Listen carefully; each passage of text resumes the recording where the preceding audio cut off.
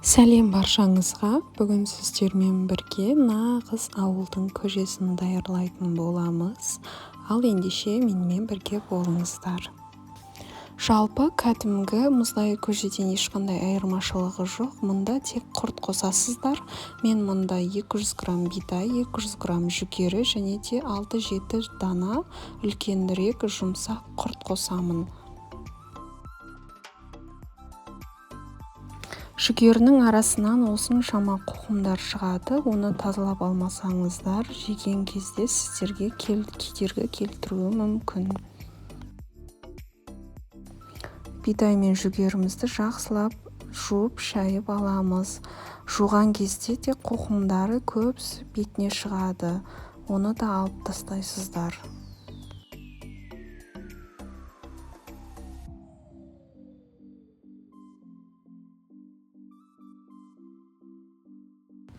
Суды барынша көбірек қосып қайнатқандарыңыз дұрыс, себебі қайнаған сайын суларыңыз азайып, жүгері бидайларыңыз үлкейетін болады.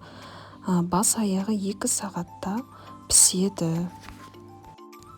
Қатты ерімеген жұмсақ құрттан алдым, осыны майдалап, үстіне ыстық су құйып, бетін жауып, кішкене 10-15 минутқа тындырып қоясыздар.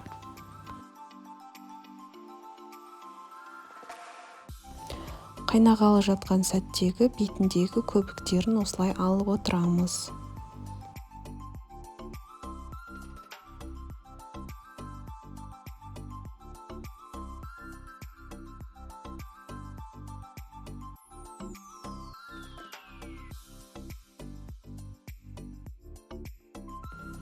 Енді қазаныма 2 шай қасық тұз қосамын. Айранмен араластырар кезде тағы да тұз қосамын.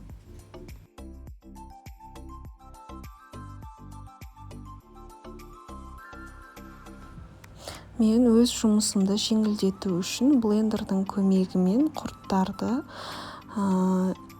езіп алғалы жатырмын. Сіздер қолыңыздағы бар жаңелдегі шанышқының көмегімен осылай ертіп алсаңыздар болады. Менде блендер бар болғандықтан блендердің көмегімен езіп жатырмын.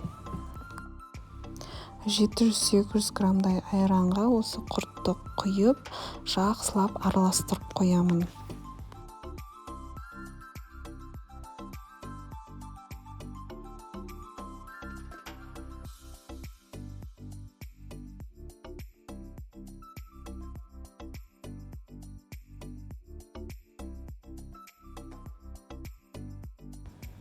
Піскен жүгері бидайымызды суынан тартып алып, үстіне 3 шай қасық тұз себемін.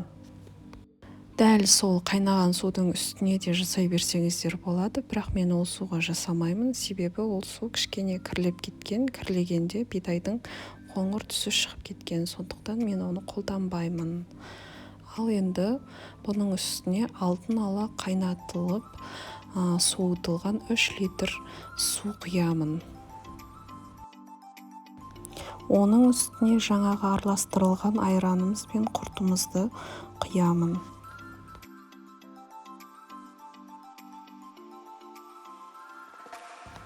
Мінекей көжеміз дайын болды. Осыны холодильникке салып, мұздатып, салқын етіп ішсеңіздер болады. Ал ендеше менің каналыма подписка жасап, лайк басып, комментарий қалдыруды ұмытпаңыздар. Сау болыңыздар.